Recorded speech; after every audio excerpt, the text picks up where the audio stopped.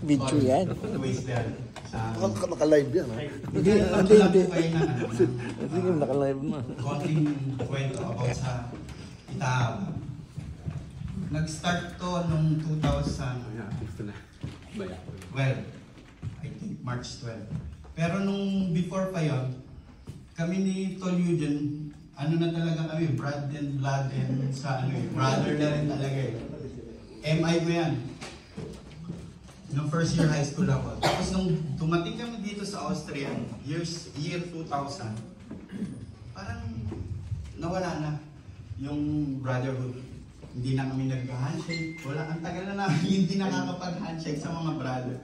And then sabi ni Tol Eugene, may mga brat tayo sa church. Tingnan natin.